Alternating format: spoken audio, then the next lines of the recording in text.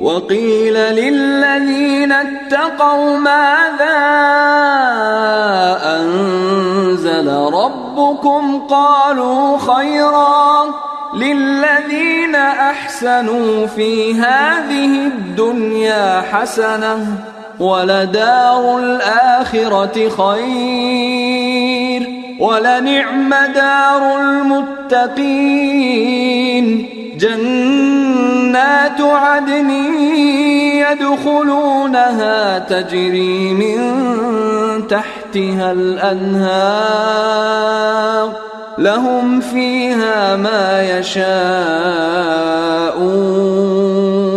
كذلك يجزي الله المتقين.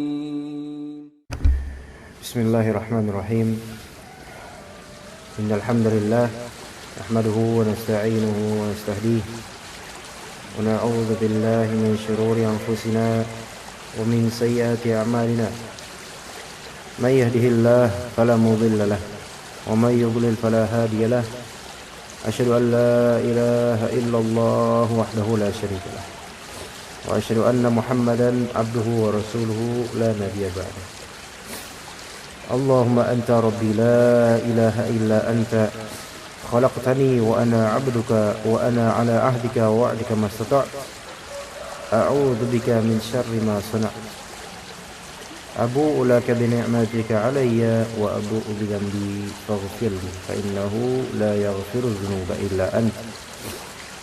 اللهم إنا نسألك علما نافعا ورزقا طيبا وعملا متقبلا. Baik, kita lanjutkan halaman ke-88 dari terjemahan Ad-Da' wa Dawa. Metodenya kita baca dulu beberapa paragraf, kemudian setelah itu akan Anda bacakan Arab dan juga terjemahannya.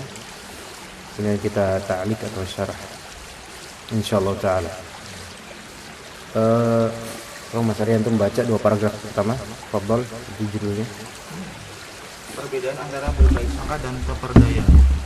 Berdasarkan pemaparan yang lalu, telah terlihat perbedaan antara baik sangka dengan keperdaya. Apabila yang pertama terbukti bisa memotivasi, menganjurkan dan menggiring seseorang untuk berbuat amal kebaikan atau amal saleh, maka inilah baik sangka yang benar. Sebaliknya, apabila hal tersebut menyeru seseorang untuk bersikap berani menjerumuskan diri ke dalam kemaksiatan, maka berarti itu adalah tipu daya. Baik sangka adalah harapan. Siapa yang harapannya memberikan petunjuk untuk taat dan mencegahnya dari berbuat maksiat, maka inilah harapan yang benar. Sebaliknya, siapa saja yang keberaniannya bermaksiat merupakan harapan, hingga harapannya adalah sebuah kelalaian dan menjadi keberanian untuk bermaksiat, maka ia adalah orang yang keperdaya. Qala Imam Ibnu Qayyim al-Jauziyah, al-farqu baina husni dhanni wal ghurur. Perbedaan antara husnul dzan pada Allah dan al-ghurur. Jadi ada yang namanya ghurur, ya itu namanya ghurur terperdaya, ya, tertipu. Kalau kita husnul dzan, baik sangka kepada Allah, nah itu terpuji. Tapi yang namanya ghurur itu tertipu. Jadi yang menipu itu diri sendiri kita. Faqad tabayyana al-farqu baina husni dhanni wal ghurur. Berdasarkan pemaparan yang lalu telah jelas perbedaan antara baik sangka dengan terperdaya. Dua-duanya tidak sama. Tetapi banyak orang tidak bisa membedakan antara keduanya. Karena kurangnya ilmu, lemahnya ilmu. Dan karena lemahnya ilmu ini, sehingga banyak orang yang terjerat di dalam ghurur itu sendiri, yaitu di dalam keterperdayaan. Pakai meja aja Pak. Enggak repot. Iya. Jadi betapa banyaknya orang tenggelam dalam ghurur, terperdaya, karena tidak bisa membedakan mana yang husnuzan, mana yang ghurur, mana yang memang dia berharap roja baik pada Allah dengan husnuzan, mana yang dia hanya sekadar tamanni, yaitu berangan-angan. Wa anna husnadh-dhanni in hamala 'ala al-'amali wa hatha 'alaihi wa saqa ilaihi fa huwa sahih. Apabila yang pertama ini maksudnya adalah husnuzan. Jadi husnuzan di sini maksudnya husnuzan kepada Allah, bukan husnuzan kepada manusia. Husnuzan kepada Allah. Jika ternyata harapan itu terbukti bisa memotivasi, ya, menganjurkan dan menggiring seseorang untuk berbuat amal kebaikan atau amal soleh, maka inilah namanya husnuzan yang benar. Misalnya kita berbuat dosa, ya kan? Kemudian kita tidak ingin dihukum oleh Allah Ta'ala dengan perbuatan dosa itu, dengan sebab perbuatan dosa itu. Kemudian kita ganti perbuatan itu dengan hasanat, kebaikan, ya, berbuat amal kebaikan dan amal soleh. Nah, kemudian kita husnuzan kepada Allah bahwa Allah akan mengampuni dosa kita.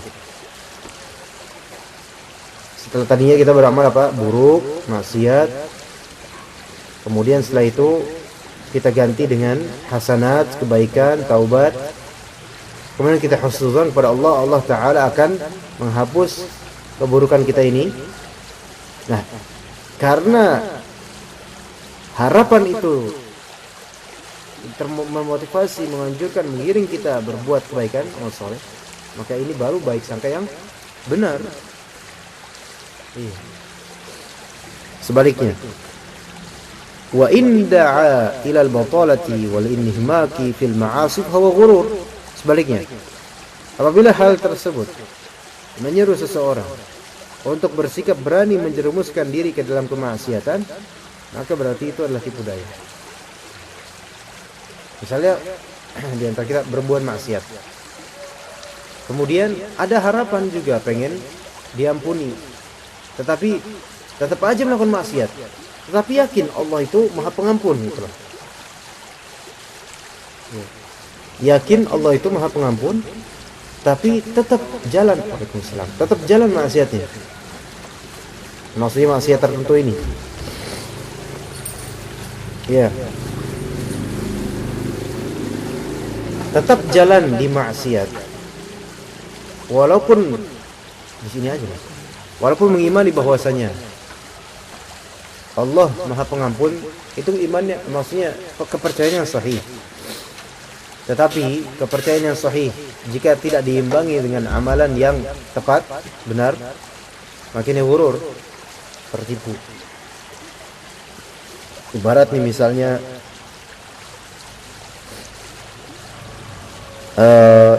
seorang anak durhaka pada orang tuanya, na'udzubillah. Ya, itu ada kitabnya situ. Ada enggak? Ada doa.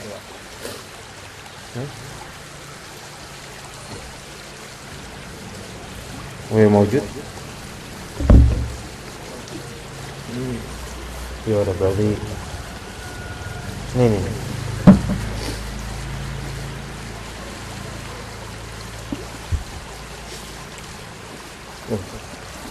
Begini aja.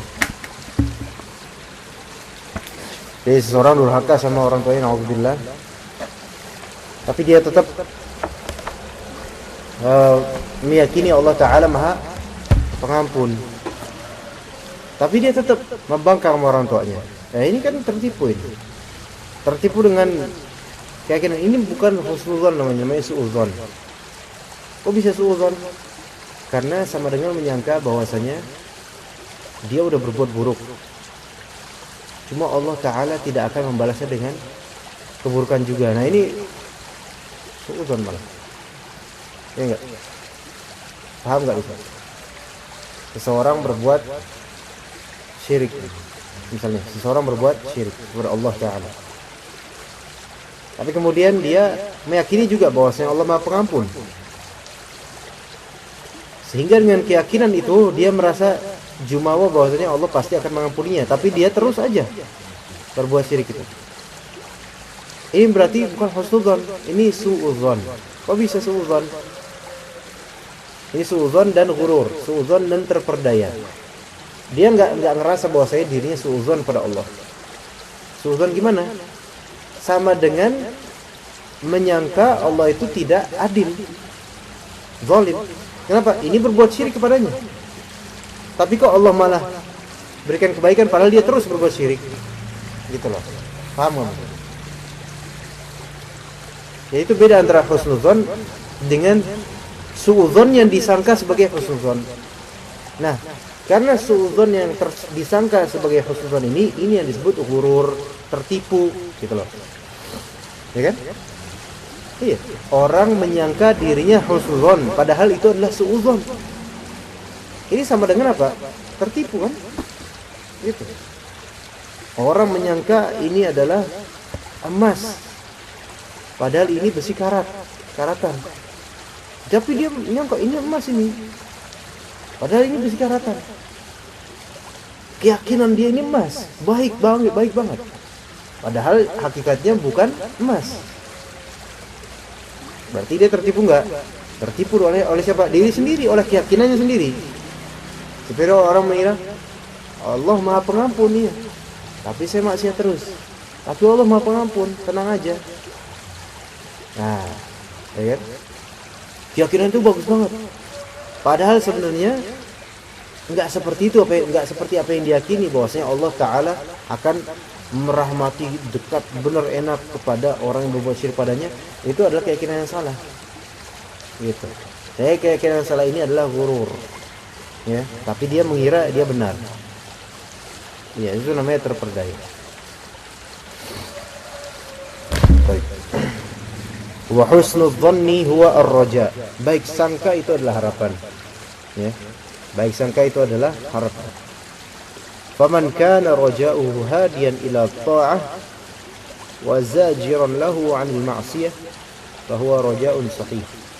Siapa yang harapannya memberikan petunjuk untuk taat dan mencegahnya dari berbuat maksiat, maka inilah harapan yang benar.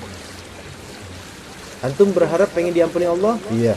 Tapi antum harus apa? Ya harus harapan itu memotivasi antum untuk taat dan mencegah dari perbuatan maksiat. Kalau cuman harapan tok, semua orang berharap semoga Allah maghfir lil muslimin wal muslimat, amin semuanya. Tapi habis itu maksiat, kesyirikan, bid'ah lancar. Nah, ini berarti harapan apa? Palsu. Ya. Nanti akan ada contoh-contohnya. Antum akan jelas nanti insyaallah. Sebaliknya, wa man kanat batalatuhu raja'an wa raja'uhu batalatan wa tafrita fa huwa al-maghrur. Sebaliknya, siapa yang batalah keberaniannya bermaksiat, itu merupakan harapan, hingga harapannya adalah sebuah kelalaian dan menjadi keberanian untuk maksiat, maka ia adalah orang yang terperdaya. Nanti akan ada contohnya, coba dari paragraf 3 sampai wabillahi taufiq. Tafadhol.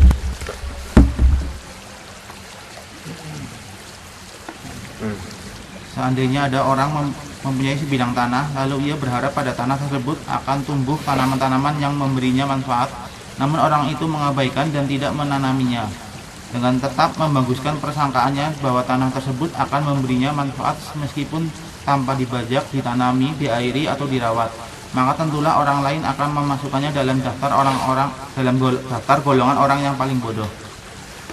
Contoh lainnya adalah orang yang berbaik sangka dan memiliki harapan yang kuat untuk memiliki keturunan tanpa melakukan jima tubuh, atau untuk menjadi orang yang paling alim di zamannya tanpa menuntut ilmu dan semangat yang kuat dalam hal ini, serta dalam perkara-perkara lain yang semisalnya. Hal yang sama terjadi pada orang yang baik sangka dan memiliki harapan kuat untuk meraih derajat yang tinggi serta kenikmatan yang abadi tanpa mendekatkan diri kepada Allah dengan melaksanakan perintahnya dan menjauhi larangannya. Wabillahi taufiq. Qala Imam, walau anna rajulan kanat lahu ardun yu'ammilu an ya'uda alayhi min madhilliha ma yanfa'uhu fa ahmalaha wa lam yabzurha wa lam yahrutha. Seandainya ada orang mempunyai sebidang tanah, ya, kita punya tanah nih, lalu ia berharap pada tanah tersebut akan tumbuh tanaman-tanaman yang memberinya manfaat. Memang sahih itu harapan ya. Ada tanya gembur bagus, ya sahih, harapan itu harapan yang sah. Namun orang itu mengabaikan, maksudnya enggak diapa-apain dan tidak menanaminya, menelantarkan tanah itu begitu aja. Ya. Wa hassana dhannahu bi annahu ya'ti min mughilliha ma ya'ti min ghairi harthin wa badrin wa saqin wa ta'ahudil ardi la'addahu an-nasu min asfahis sufa.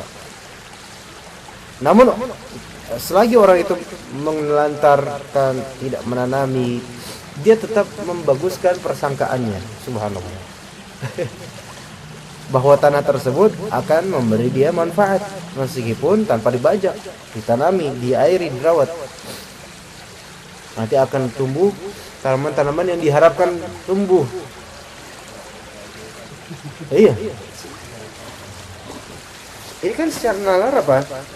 Tentulah orang lain yang melihat konteks ini akan memasukkannya dalam daftar golongan orang yang paling bodoh. Ya. Nih orang gila yang baru saja beli tanah. Ya. Iya. Mau punya rumah bagus. Kalau punya tanah, pengen punya rumah bagus, tapi nggak nyewa kuli, nggak nyewa tukang bangunan, nggak nyari arsitek, nggak. Tapi harapannya kuat, insya Allah nanti akan ada bangunan bagus di sini. Tapi nggak dilakukan, tapi harapan terus ada. Ini kan sampai kapan dia kayak gini sampai mati? Begitu juga dengan orang yang misalnya maksiat terus lancar, nggak ada kemudian taubat, tapi harapan dia kepada Allah tuh, masya Allah, pengen surga Firdaus. Ini kan harapan kosong ya. Tertipu dengan harapan sendiri dan tertipu dengan husnuzon pada Allah versi dia. Kemudian ada contoh lainnya. Wa kadzalika law hasuna dhannuhu wa qawiya raja'uhu bi an yaji'ahu waladun min ghairi jima' aw yasira a'lama ahli zamanihi min ghairi talabin lil ilmi wa hirsin tamin 'alaihi wa amthali dzalik. Contoh lainnya adalah orang yang husnudzonnya banget dan memiliki harapan yang kuat untuk memiliki keturunan tanpa melakukan jima. Gimana tuh? Habis nikah pengen punya keturunan banyak, tapi nggak pernah menggauli istrinya. Ya, tapi harapannya kuat kepada istriku, mudah-mudahan kita punya anak insyaallah. Lah, saya aja masih perawan gitu kan. Sampai kapan kayak gini? Ini berbaik sampai yang bodoh loh. Memang harapannya besar, tinggi, baik sangkanya luar biasa. Tetapi kan kalau berbaik sangka tanpa adanya usaha untuk merealisasikan itu gak bakal terjadi. Iya, gak bakal terjadi. Atau mau menjadi orang yang paling alim di zamannya, itu boleh. Mungkin kalau mau menjadi orang yang sangat alim dengan tujuan bukan karena pengen dapat popularitas atau pengen supaya dipuji, tapi karena pengen banyak mengajar orang, bermanfaat buat orang sehingga banyak pahalanya, itu boleh. Berambisi untuk menjadi yang paling pintar, boleh. Tapi tujuannya bukan sekadar jadi paling pintar, melainkan supaya bisa nanti menyelamatkan di akhirat kita. Begitu juga kalau misalnya pengen punya anak yang paling pintar dari anak-anak seusianya nanti, ya menjadi kiai, nanti alim, itu bukan dengan tujuan final supaya sekadar pintar, melainkan harus ditujukan lillahi ta'ala supaya nanti akhiratnya baik, bermanfaat buat orang gitu kan. Nah boleh seperti itu. Tapi ini mau jadi orang paling alim, tapi nggak menuntut ilmu, nggak punya semangat yang kuat dalam hal ini, serta dalam perkara-perkara yang semisalnya, ini beda jauh. Ibarat kata juga kalau misalnya antum mau menjadi orang yang mengikuti jejak salaf, mengikuti sunnah yang benar, tetapi belajar pemalas. Tapi alhamdulillah kalau kita lihat teman-teman salafiyin itu memang beda. Mereka memang menuntut ilmu benar. Maksudnya sekarang kajian itu subhanallah nggak ada kajian yang serapi dan sebagus kajian-kajian ahli sunnah. Alhamdulillah. Tetapi ya meskipun begitu tetap ada sebagian, bahkan masih mayoritas yang ngaji cuma sekedar jiping saja. Ya, saya nggak mau ngaji kitab, nggak mau ngaji runut gitu kan. Sayang. Tapi harapannya tinggi. Ya cuman ala kulli hal insyaallah Allah berikan kebaikan nanti. Ala kulli hal kan semangat untuk menuntut ilmu ada dan semangat untuk mengikuti sunnah itu udah ada, itu udah modal kuat buat masuk surga insyaallah. Baik, kemudian fakadzalika man hasuna dhannuhu wa qawiya raja'uhu fil fawzi bid darajatil ula wan na'imil muqim min ghairi ta'atin wala taqarrubin ila Allah ta'ala bimtithali awamrihi wa ijtinabi nawahihi wa billahi taufiq. Hal yang sama juga terjadi pada siapapun orang yang baik sangka dan memiliki harapan yang kuat untuk meraih derajat yang tertinggi serta kenikmatan yang abadi, tapi tidak taqarrub ila Allah, tidak berdekatan kepada Allah, tidak melaksanakan perintah Allah dan tidak menjauhi larangannya. Tapi harapannya itu tinggi banget, masya Allah. Baik sangkanya itu besar, kan? Harapannya kuat. Jadi makanya kalau kita pengen ke surga, ya, tapi kita dari sekarang tidak dekat kepada Allah Taala, maka ini harapan yang enggak ada itu. Dan itu menimpa banyak. Ini kalimat ini penting. Ini kejadian, ada kondisi dan konteks ini menimpa, Anda bilang mayoritas muslimin, ya enggak? Iya. Mayoritas atau bahkan hampir semua kalangan awam yang enggak kenal ngaji, enggak kenal apa, mereka tuh harapannya luar biasa kepada Allah. Sahih enggak? Doanya, mereka doa benar. Usaha mereka adalah doa, tetapi usaha dalam taqarrub di sisi lainnya banyak terjadi kenihilan. Ini banyak, mayoritas ini, terutama Indonesia, yang rata-rata memang banyak malasnya juga. Kecewa untuk dunia, masya Allah. Iya. Nah, jadi begitu. Ayo, mari kita di sini sama-sama mengajak diri kita masing-masing. Mau nggak kita punya derajat yang tinggi di sisi Allah? Kalau mau, dekatkan diri kepada Allah. Ya. Dalam sholat kita, gitu, bisa. Baik, fadhal, gantian antum aja.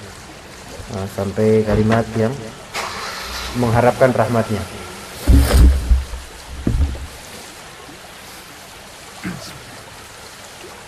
Padahal Allah Ta'ala berfirman, Innal ladhina amanu wal ladhina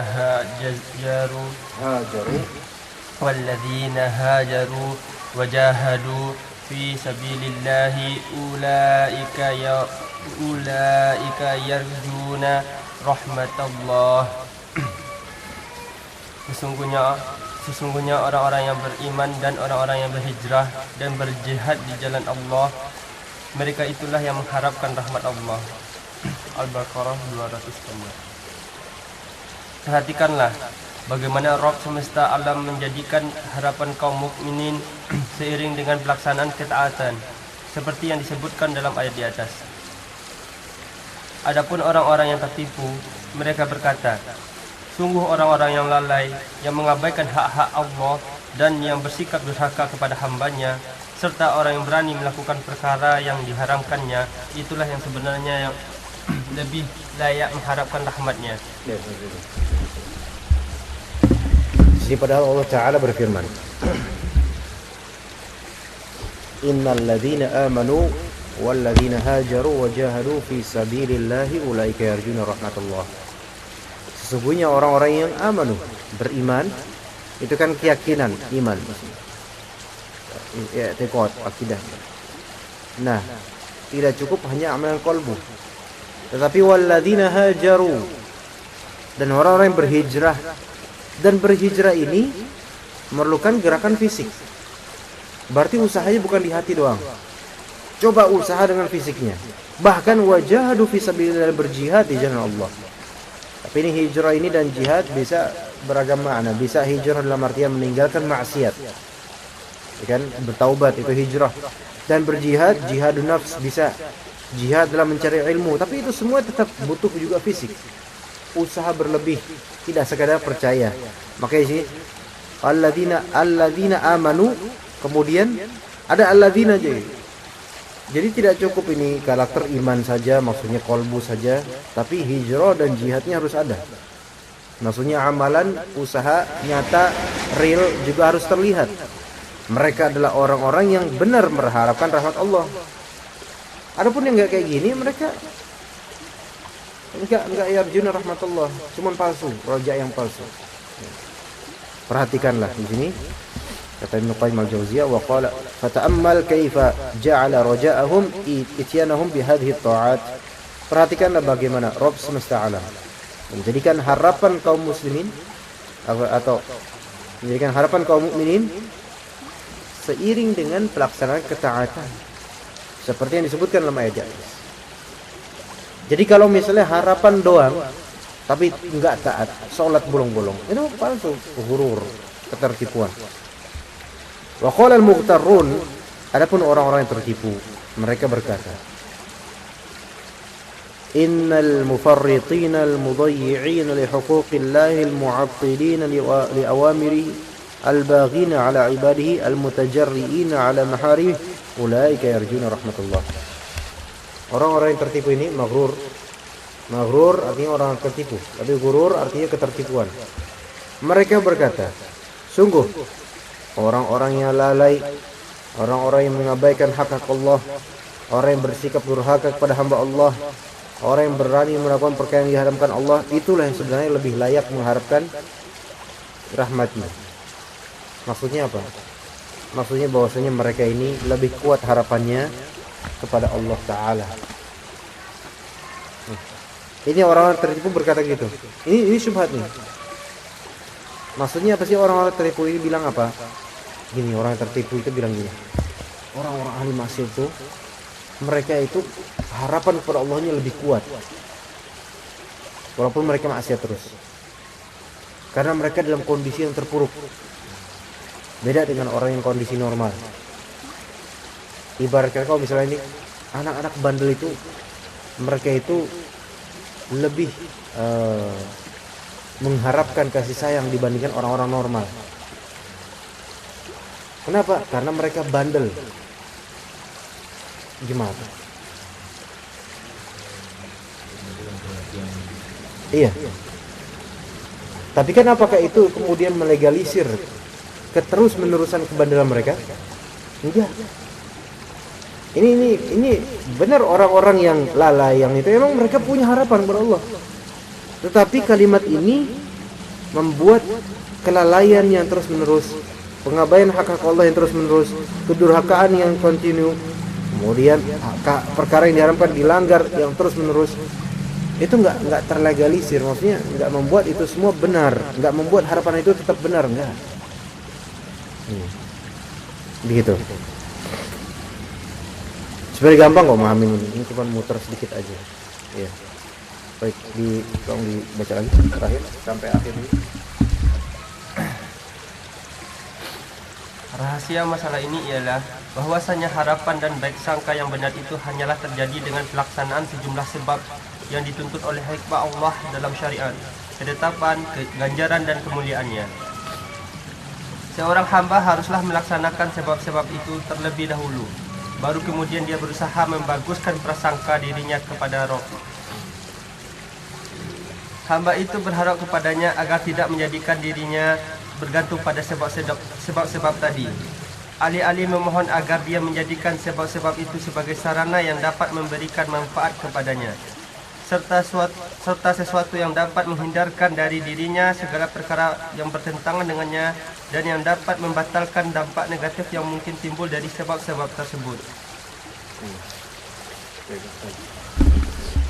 Sampai situ aja dulu. Kata Ibnu Qayyim al-Jauziyah, wasirul masalah, rahasia masalah ini adalah anna raja wa husnadzan, bahwasanya harapan, raja dan baik sangka kepada Allah yang benar itu innama yakunu ma'al ityani bil asbab. Itu hanya harapan dan baik sangka yang benar itu hanya terjadi dengan pelaksanaan sejumlah sebab. Sebab di sini maksudnya yang bisa mengantarkan kepada kebaikan, yaitu usaha. Sebab di sini ya, dengan melaksanakan sejumlah upaya usaha. Itu maksudnya sebab di sini adalah usaha. Usaha ini allati iqtadatha hikmatullahi fi syar'ihi wa qadarihi wa thawabihi wa karamatihi.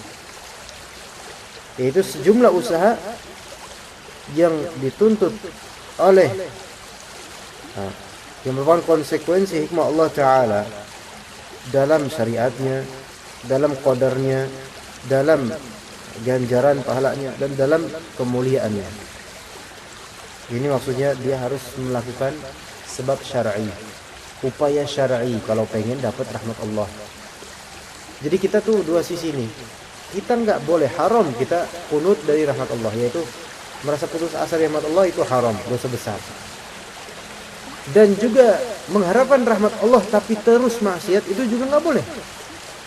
Jadi harus gimana? Ya harus lurus siratul mustaqim, yaitu enggak putus asa dan tetap yakin sama rahmat Allah, tapi juga usahanya ada gitu. Nah itu ahlu sunnah seperti itu.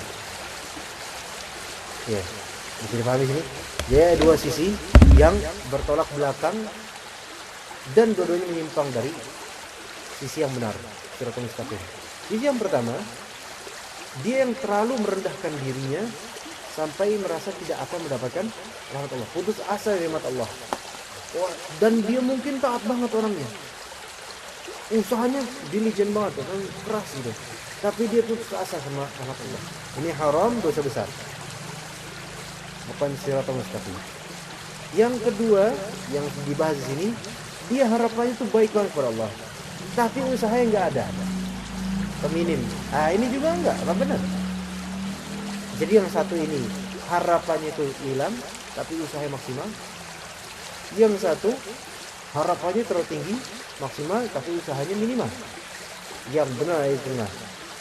Dia harapannya maksimal, ada harapan dan ada usaha. Begitu. Itu yang benar. Baik, kemudian qal fayatil 'abdu biha thumma yuhsinu dhannahu bi rabbih. Seorang hamba haruslah melaksanakan sebab-sebab, wasilah-wasilah, upaya-upaya terlebih dahulu. Lalu kemudian dia berusaha membaguskan persangkaan diri kepada Allah. Ya kan? Ikhtiar sahih. Doa sudah persangkaan bagus kepada Allah. Alhamdulillah, tanpa berbuat syirik itu udah bagus, alhamdulillah. Kemudian dia usaha. Misalnya kan ekonomi lagi sulit. Doa, ya Allah, Allahumma rzuqna ilman nafi'a wa rizqan thayyiban. Minta rezeki yang benar, yang baik, yang berkah. Ya, Rabbana atina fid dunya hasanah. Minta. Kemudian setelah itu dia jualan, usaha, ikhtiar. Nah, dari sini itu laksanakan sebab-sebab itu, laksanakan jualan itu kalau misalnya mau dapat uang, atau laksanakan bisnis atau bergawai atau gimana lah yang halal. Baru kemudian di dalam usahanya itu atau setelah usahanya itu, alhamdulillah dia harus membaguskan persangkaan pada Allah. Alhamdulillah. Husnuzon di situ baru namanya husnuzon. Itu baru husnuzon yang benar. Itu baru roja yang sahih. Begitu kan?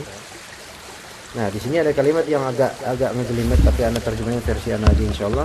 Wa yarjuhu an la yakilahu ilaiha. Hamba itu berharap pada Allah agar tidak menjadikan dirinya bergantung pada sebab-sebab tadi. Paham sih? Yang tadi kan konteksnya misalnya sampel jualan. Itu juga harus kita melindungi diri pada Allah dari bergantung pada makhluk. Bergantung pada sekadar menjual. Paham? Jadi tetap koneksi kepada Allah Ta'ala itu ada. Walaupun kita udah ikhtiar. Maksudnya begini, sebagian orang ketika udah melaksanakan upaya kemudian minta sama Allah, itu udah bagus alhamdulillah. Tapi kemudian kalau Allah berikan itu, dia kemudian tertipu lagi.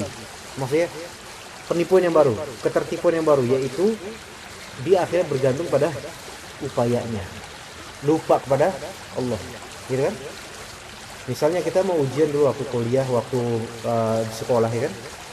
Di sekolah atau di kuliah di akhir ujian atau mau ujian akhir gitu. Subhanallah, kita belajar husnuzan sama Allah, minta sama Allah, doa sama Allah, kemudian kita belajar benar-benar, ya kan? Di hari pertama, masya Allah, Allah kabulkan. Hari kedua, udah mulai lupa sama Allah, tapi memang masih usaha. Akhirnya dia bergantung pada dirinya dalam usahanya, bergantung, wah saya bisa. Mulai di situ, setan menyombongkan, membuat dia sombong, setan mulai membisik. Jadi emang selalu ada celah buat setan membuat kita tuh tertipu. Subhanallah, bahkan yang punya ilmu sekalipun bisa tertipu. Misalnya ilmu ini ya. Dulu ketika kita awal-awal mau mengajar itu kan tawakal minta sama Allah itu, ya Allah saya harus begini. Terus sekarang apa dulu belajar banyak, saya bisa mempresentasikan di hadapan kaum muslim. Lama-lama mulai syaitan membisiki, antum bisa sendiri kok tanpa doa. Antum bisa rutin ngaji, maksudnya misi pengajian tanpa doa, atau usaha diri antum, kehebatan, kepintaran antum, pengalaman antum. Nah ini ya, hamba itu berharap pada Allah juga agar tidak menjadikan dirinya bergantung pada sebab-sebab tadi, ya kan? Alih-alih memohon agar dia menjadikan, ya dia juga harus menjadikan sebab-sebab itu sebagai sarana yang dapat memberikan manfaat. Sarana saja, jadi bukan sumber kekuatan, sarana. Serta sesuatu yang dapat menghindarkan dari dirinya segala perkara yang bertentangan dengannya dan yang dapat membuatkan negatif yang mungkin timbul dari sebab-sebab tersebut. Jadi semua minta sama Allah Ta'ala. Adapun itu semua sarana, dan sarana itu tidak abadi. Sarana itu sementara, dan kalau Allah hancurkan sarana itu pun mampu pemahaman. Ya. Ini sekadar itu yang bisa kita sampaikan dari kitab Tazkiyatun Nufus wa Dawa. Subhanakallahumma bihamdika asyhadu an la ilaha illa anta astaghfiruka wa atubu ilaik. Alhamdulillah. Antum mau kita pikir? Bahaya.